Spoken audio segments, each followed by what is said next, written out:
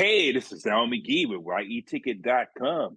Well, the film I'm going to talk about right now is kind of emotional for me, but I'm happy to see it. It's called Whitney Houston, I Want to Dance with Somebody. Like I said, I'm a big Whitney Houston fan, but we all know the whole story. So now they made a movie. Who is they? Well, first of all, the family. They're behind this. They really are behind this film. And also Clive Davis. He's one of the producers of this film. Well, you know, this film is about the greatest female R&B pop vocalist of all time. And they tell this story. But the way they told the story, well, I like this. First of all, we got this young lady. She's from England. Her name is Naomi Aki. She's playing Whitney Houston, but she doesn't sing in this one. It's all the music that you hear in the songs are Whitney Houston. And man, they really brought out her best performances in this film, her best singing in this film. Also, we got Ashton Sanders as Bobby Brown. Well, in this role as Bobby Brown, he doesn't do a lot. He's really not the focus. This seems to be from the eyes of Clive Davis and Whitney Houston, this film. Also, we got Stanley Tucci as Clive Davis. I love the acting that he did in this film as Clive Davis. He made me really believe that he was Clive Davis. And we got Clark Peters. He played John Houston, her father. Man, wait till you see this film and wait till you see what he really did to his daughter and what he did with her money. And that's one thing about this film, too. They never showed Whitney Houston getting a check, getting some type of money from her recordings.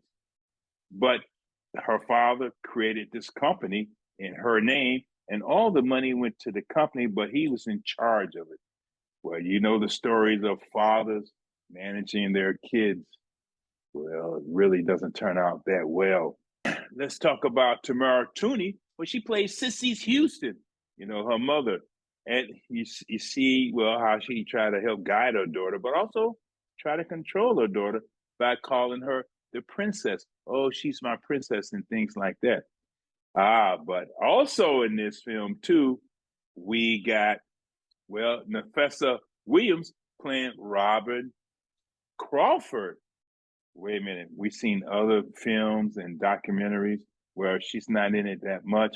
Here, she's a very pivotal person in this film, and they really talk about her and really talk about their relationship and really show their relationship that they had. But of course, it went back to Houston and things like that, what she wanted to do. And I really enjoyed that. Now, the director, Cassie Lemons, well, you know, she directed a few films herself. But here is the writer that, well, this guy, he produces it also, Anthony McCartman. He also wrote a very, very good film that somebody won an Academy Award for, and it was very good. So is this film very good? Yes, it is. Because the chemistry in this film among the actors, I really enjoyed it. But not only that, wow.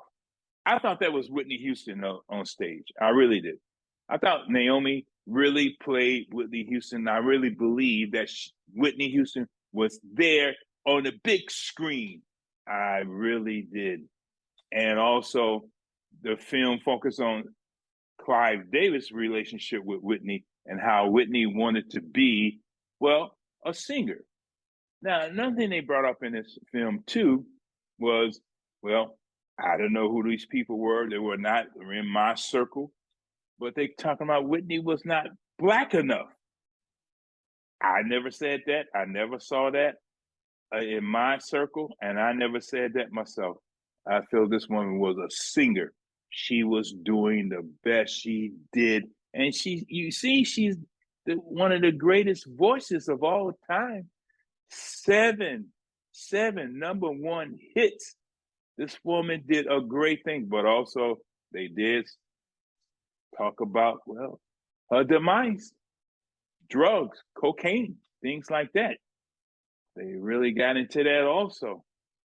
But I like the way that Clark Peters really played her father. And, you know, like I said, the family was behind this. And it really shows how the family was really dependent on Whitney Houston to provide for them. And I've seen that with many stars and sports people too. Same thing going on. But Whitney didn't mind it. She didn't. But maybe that what led to her demise.